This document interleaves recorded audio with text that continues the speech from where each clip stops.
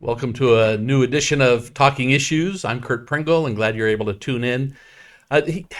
We've been doing these now for quite a few months, and really the focus is talking about public policy issues.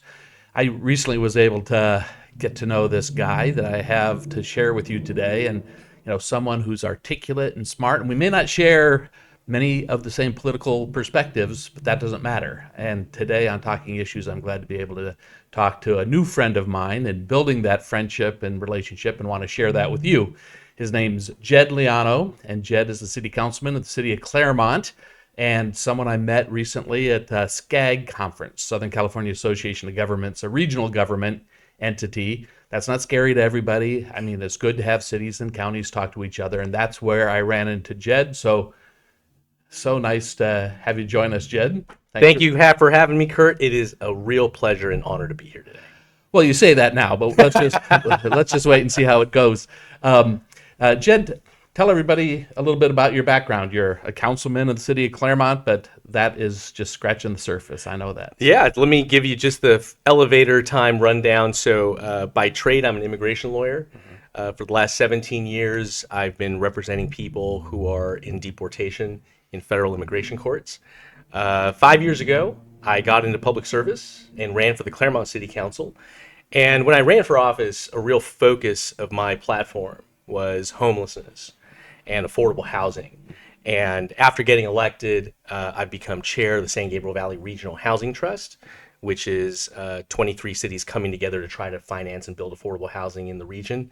I was recently elected to the board of La Casa, the LA County Affordable Housing Solutions Agency, which is an LA County-wide affordable housing and homelessness agency. And more importantly, I am a father to 8-year-old Wells Leano, who's in the 3rd grade at Condit Elementary, and hopefully will be lighting it up on the PGA Tour one day. Oh, really? I thought you were going to say, and hopefully we'll get into 4th grade.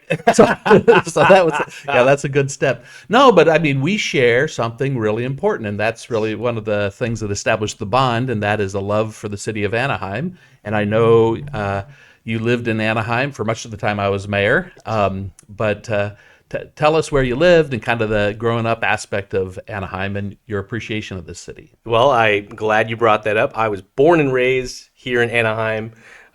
My home church and elementary school, St. Anthony Claret on La Palma.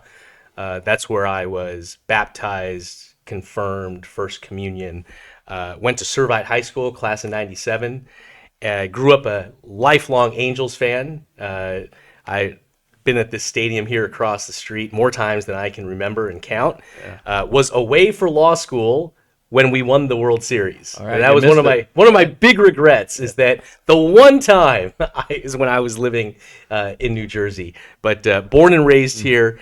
And Curt, when I met you, truthfully, I was actually a little bit awestruck because I don't get that way around elected officials because I meet a lot of them, but I remember very vividly when I was younger, you serving as mayor. You were a regular fixture in our household, and so it's just been a real honor for me to get to know you. Well, get to know me more, and the awe will go away really quickly, I'm sure. But it is one of those interesting things. I mean, how do people get interested in government and politics? I actually don't know. I'm kind of worried about young people not caring about it. That's right. Anymore. And I mean, obviously you had some interest, and therefore that might be the only reason you remember me, because you had interest to a certain extent, and then going to law school and extending that interest into things that are legal, government related and such. I mean, how do we get young people more aware and engaged in their local government or in politics in general? You know, Curt, that's a really great point. And let me tell you what I think is the biggest challenge. Mm-hmm. The biggest challenge in engaging young people is overcoming the fundamental and systemic cynicism that there is an ability to create positive change. Mm-hmm. If people don't meaningfully believe that there are good people in government that can work to solve problems, why would they want to participate? And in order to have that belief that things can be can be worked on and addressed and meaningfully improved, we in government, we got to deliver. Yeah. If we don't show that we can deliver, why would anyone else think they could join and also do that? Yeah. Or that it's more than just a bunch of, as I would say, just these political geeks running for office, and they talk in platitudes, and nobody believes their words mean anything, right? I mean, as opposed to addressing issues. I don't think I've ever told the story, and I probably shouldn't waste your time, but I can cut it out if it goes too long.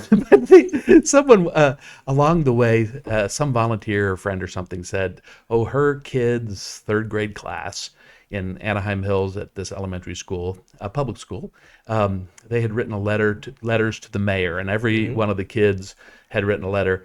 So they said, would you come for this assembly so the kids can read their letter to you as mayor?" Yeah. So kind of cool, kind of interesting, but time consuming. We all have all kinds of aspects to our lives, even when we're in elected office, part-time elected office. And so I said yes. So these kids read me their letters, very sweet. One of them wanted to talk about trans fats and how I needed to get trans fats out of foods in Anaheim, and that was kind of interesting. I'm sure that was something he came up with on his own. But the other kid came up and said, would the bathrooms in the park are really scary. And it was like, kind of, that's a real live thing for a third grader or whatever telling me the bathrooms are scary. So I got myself in deep trouble, and I said, okay, let's go look at them. And so the whole class walked out the door. The principal was with us, and she kind of panicked, but we walked right next door to the park and went to the bathrooms and checked them out, and they're kind of scary. But with that, we said, okay, this is what we're going to do. And talking to the park staff, and we put in lights, and with not timers, but with motion detectors, so they would always go on when the kids were there, as opposed to the timers that you always have to change. And but to me, I know this sounds really weird, but that was one of my more rewarding moments as being mayor. Here is an immediate issue that you can solve and hear it, and make sure the team at the city realizes it's a significant issue to that kid and those kids in that class. That's a great story, Curt. Realistically, when you run for office, you think you know what's driving you. Right. You think you know exactly what I want to work on. Yes, let's solve homelessness. Right, but the thing is, Curt, you don't get to choose the problems. The problems will find you. Yeah. You have no idea when you're starting office for the next 4 years what's going to become the biggest problem for me to try to solve. And so that's why that story is so rewarding, because it's incumbent upon people to let you know what matters to them. And then when you find yourself in a position to improve it, before I even ever thought of running for office, I moved to Claremont in 2011. A couple of years after I had just moved in, I think it was the year my son was born, around 2014. We have an apartment complex called Access Village, and it is for individuals who are disabled. And my street that I live on has a lot of folks from Access Village going across my driveway or across my sidewalk to go to the bus stop and to groceries, just passing right by. A couple, an elderly couple in wheelchairs. I saw them every day, and I would always wave and say hi. Never talked though, but just waved and said hi, and we knew each other just in passing. One day, their chairs ran out of battery in front of my house, and I thought, oh my goodness, what do I do? So I got an extension cord and I plugged them in. And I sat there with them for 20, 30 minutes till they had enough battery to get on home. Fast forward 4 years later, I'm running for city council, and I win, and I find out one of the first things that we're voting on is a plan to expand the sidewalks, very specifically to improve access for people in wheelchairs. And I just, out of the corner of my head, I thought to myself, I'm so glad I'm in this spot, because I immediately thought of my neighbors over there. And right. The reality of this stuff, right? I mean, you can be in government all day long and talk about it, and I guess for me, I was in the state assembly before I was in the local government position to a certain extent. I mean, I was on the planning commission in Garden Grove before I got elected to the state assembly. But the point is, on the local level, you do see immediate practical implications of your service. That's right. That's right. And I think that that's what makes it so rewarding. When you're in local elected office, something as trivial as going to the grocery store to pick up milk Yeah. can turn into a very engaged and involved procedure of taking in input Yeah. from the grocery store clerk, the person waiting in front of you, the person waiting behind you, and the person pulling the milk carton right next to you. Suddenly, you came home with your milk, and you took in 5 new things to work on. Yeah. Well, to continue to build the affinity with you, Jed, the second piece of legislation that I got passed in 1989.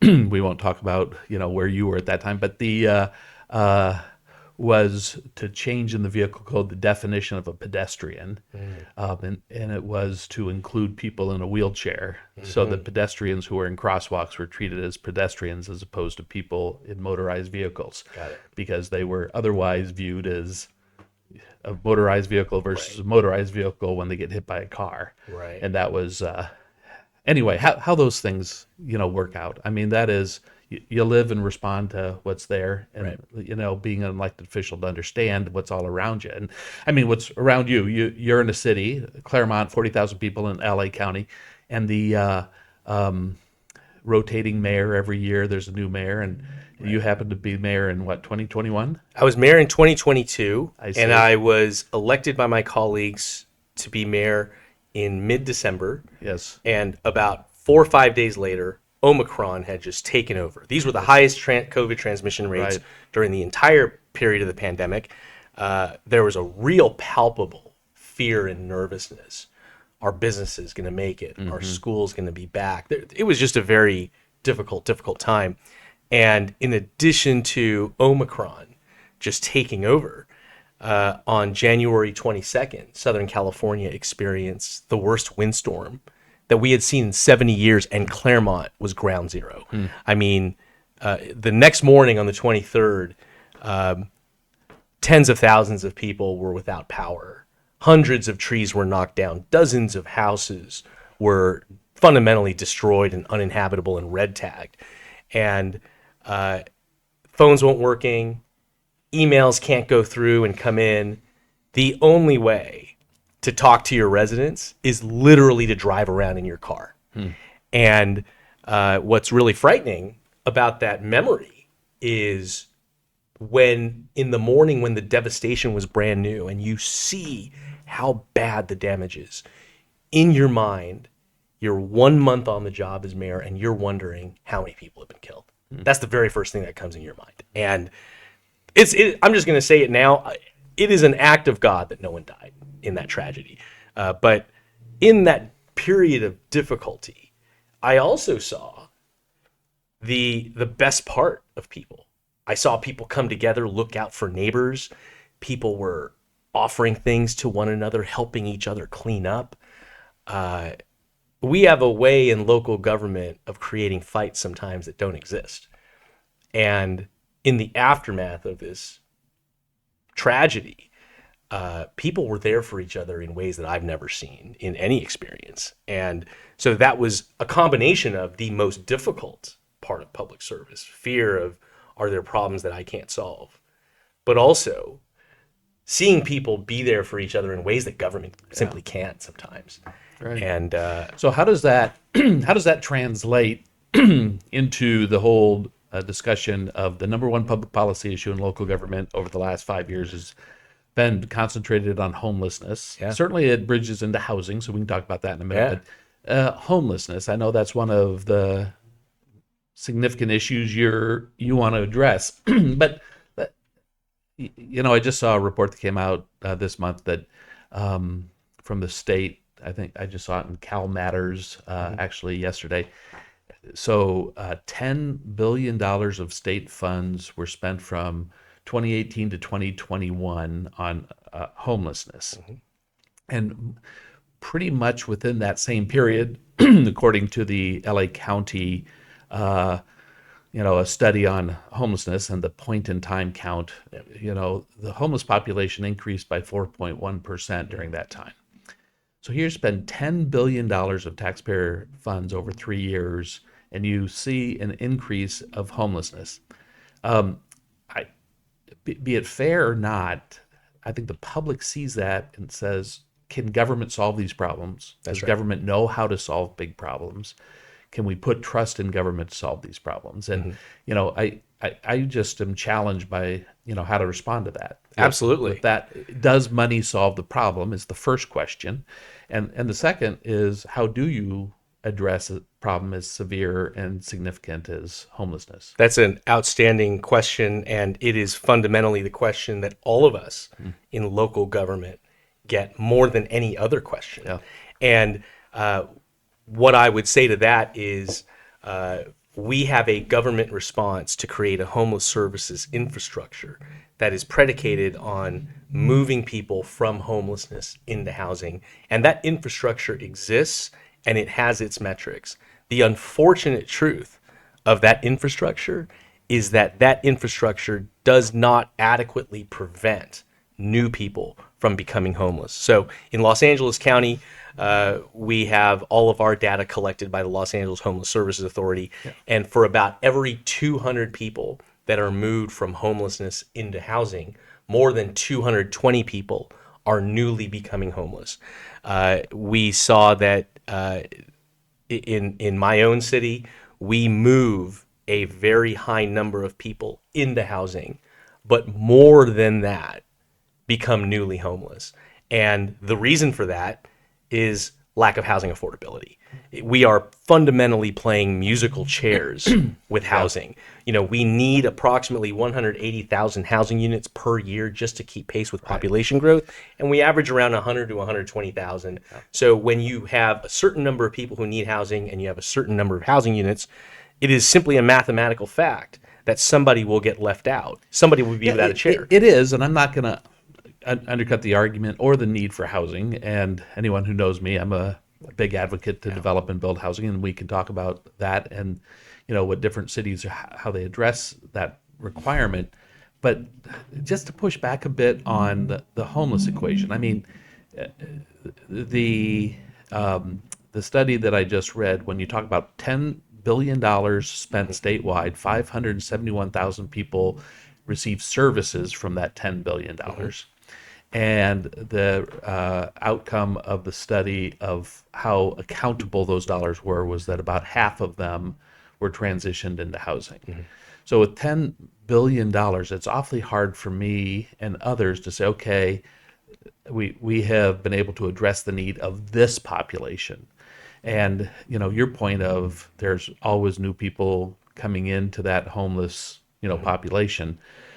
But in reviewing the homeless population, isn't it true that more people have mental health challenges, drug and alcohol abuse challenges, and people within those, communities are the ones that are primarily who the public sees as homeless, not necessarily the family. And you can look, there's, not that many families that have moved into homelessness compared to the total population of the homeless. So,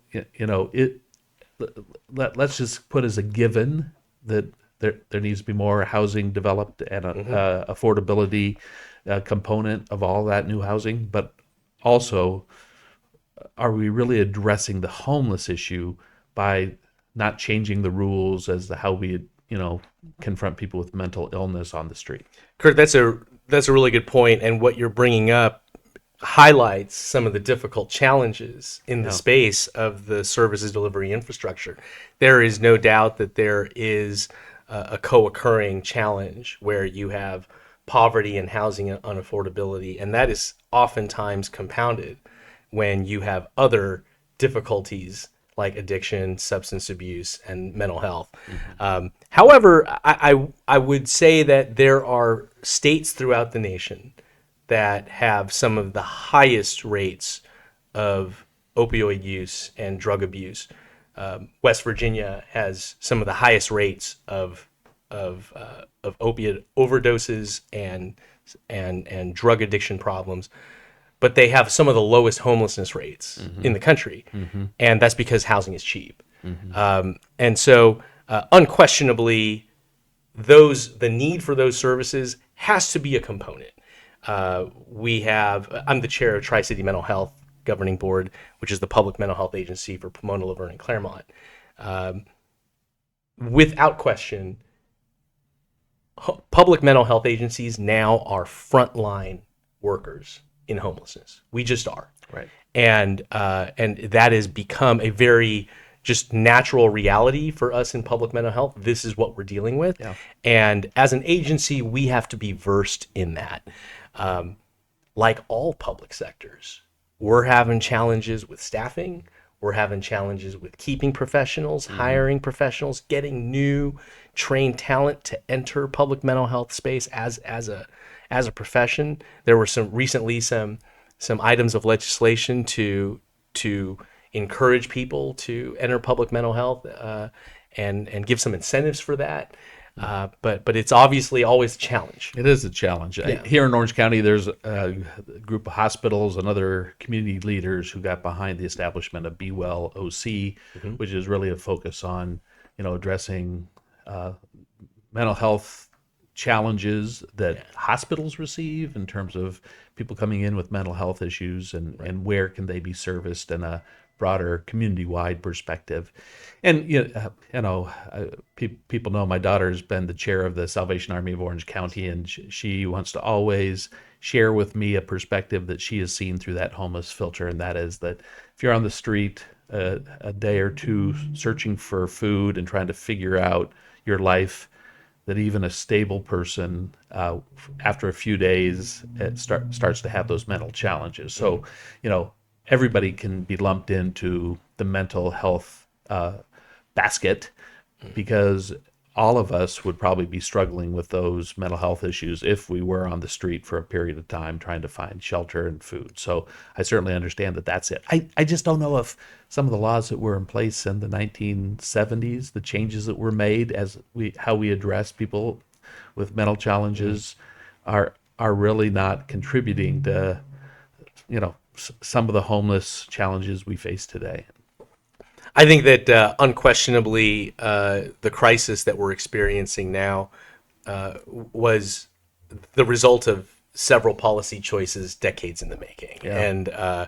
And now we're in a place where we're at a very critical time in this fight against homelessness, because we still have to show that as a matter of policy, that there's a way around this, that there's a way to win. Mm-hmm. And the very first thing that we as policymakers have to instill in our communities is that it's in all of our best interest to do everything we can to stop this and to combat it and fight it. But then two, that we have the means and the will to actually get it done.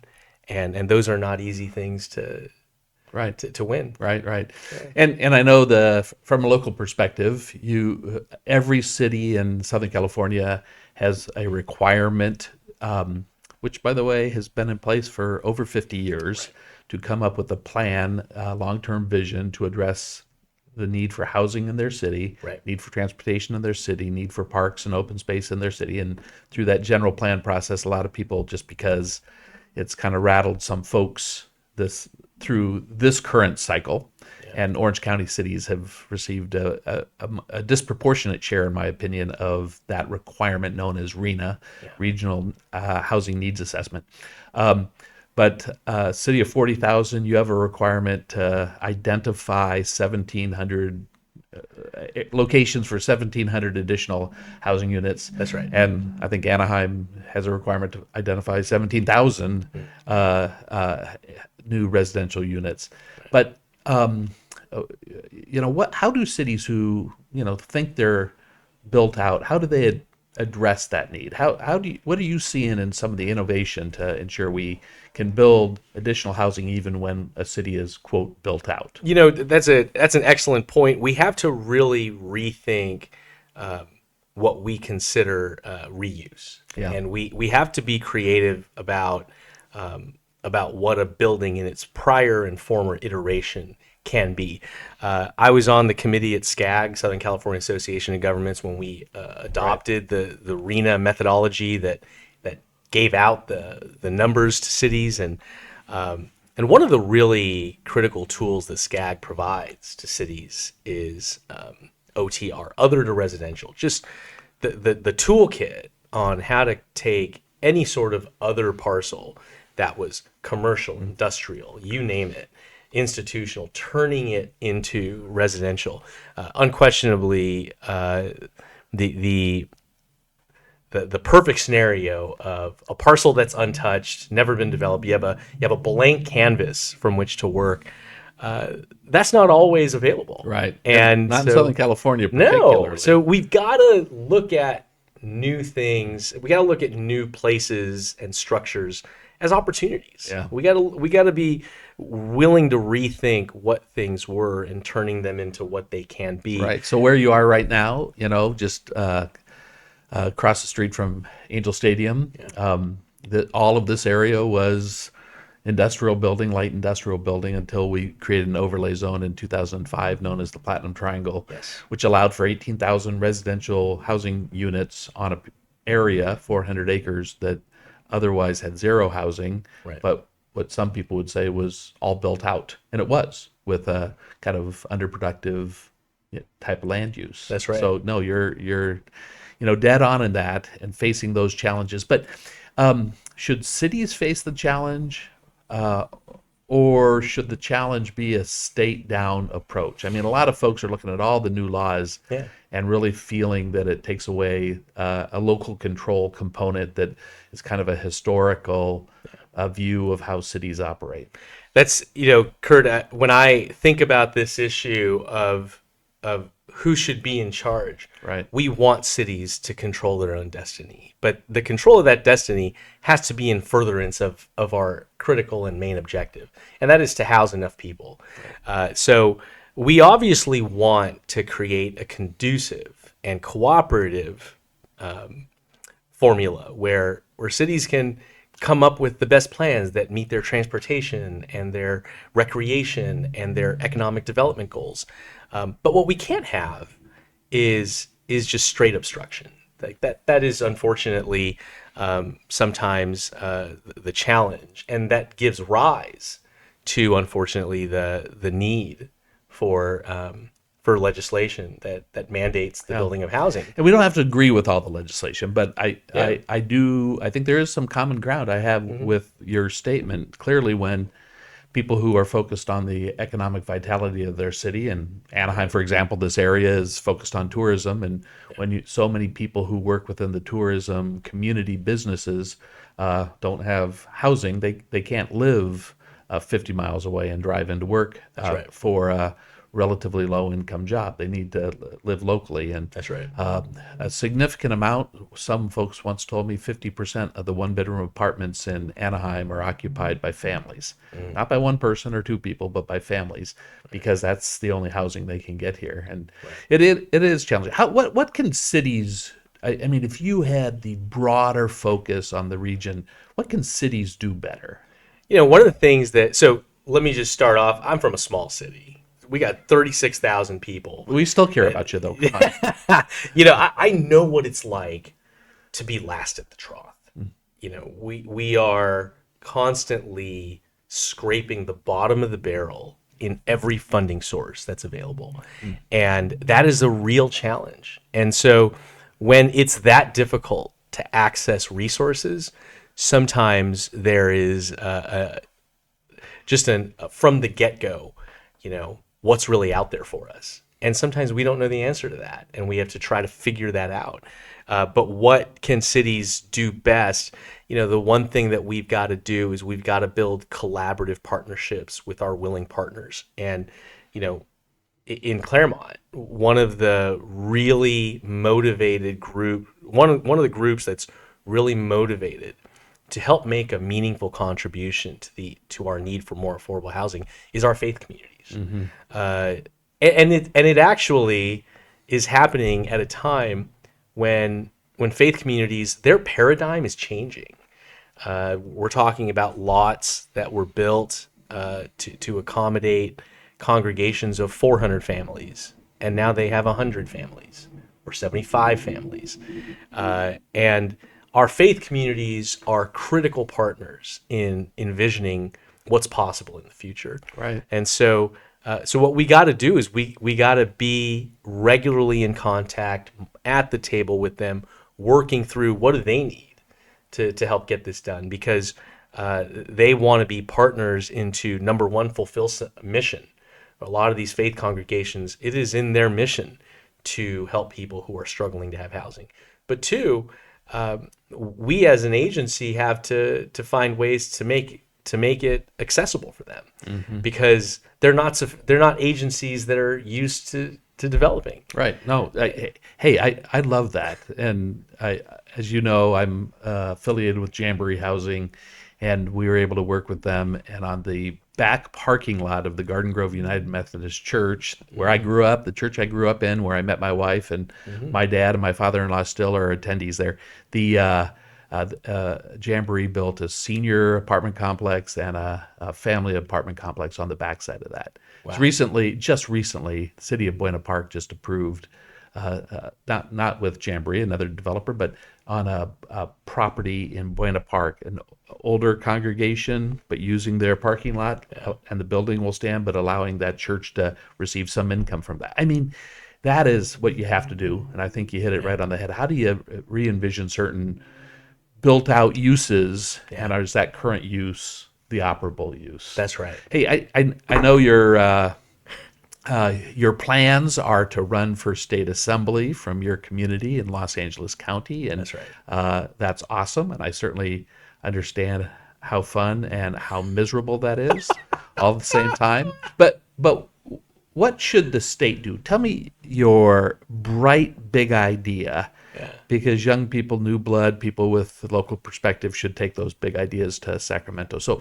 what is that big idea that you think the state should do differently? Can I tell you, there's a lot of things we got to be doing. There isn't one. And I think this is the challenge. Oh, you just want more of my time. No, I want one. Come on, hit it. I'll give you a good example. This is something, so I got funding for and approval for our first affordable housing development over 10 years on Baseline Road, and it's a collaborative partnership with LA County, Tri-City Mental Health, City of Claremont, San Gabriel Valley Regional Housing Trust, State of California. We're bringing all the regional partners in, and one of the real challenges of getting that thing done and finding the opportunity and the funding was that when you're really motivated, you have to go to so many different places to secure that funding.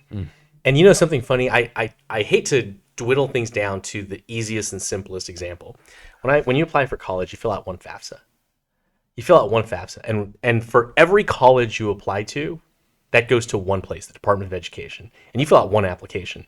And from that one application, when you get admitted and you enroll in a college, you get a Pell Grant, Stafford loan, subsidized loan, unsubsidized loan, you name it. Whatever number of pieces of funding are born out of that one application. But when we're doing affordable housing, you have to apply separately for the Pell Grant, for the Stafford, for the subsidized, for the unsubsidized. And we have to consolidate and simplify things. There are a lot of people out there who really want to try to do the right thing and make the right changes in their community that would benefit. And unfortunately, we don't make that easy. Yeah. And so I think we got to extrapolate that idea, and I think it's a very good idea when you look at all the pieces of financing necessary to put together for a lot of these projects. I mean, and take that idea, and hopefully you have an opportunity to implement that idea, but into individuals in terms of programs they apply for and how they could be, brought into one form, or small businesses when they apply to seek assistance and support, how that can be brought into one entry point to multiple opportunities within government. Right? That's right. I mean, absolutely. That's good. Absolutely. In government, one of the things is that we can't law make assuming bad intentions. What we should do is we should law make assuming that everybody's on the same page, everybody wants to do a good job. Yeah. And let's make that easier. Yeah. Let's make that happen. And so that's just one example. But the funny thing is, on an issue as difficult as this, the reality is, and this is the grown-up conversation truth, there just isn't one solution. We need a lot of solutions. Yeah. And I think one of the failures that we get into in policy making and analysis is when we propose one solution or one fix to one problem, we say, well, it doesn't address this issue. Right. Look, there are a lot of issues around this. So let's try to hit as many of them as we possibly can get to. Exactly. Well, and it takes sharp people to do that, people who've Yeah. been in the trenches. So it's very nice to get to know you and to spend time with you. And I thank you for coming to my office. And I hope it wasn't too far for you to get to Anaheim. But nice to meet you, Jed. Thanks for being here. Curt, thanks for having me. A real pleasure. Good.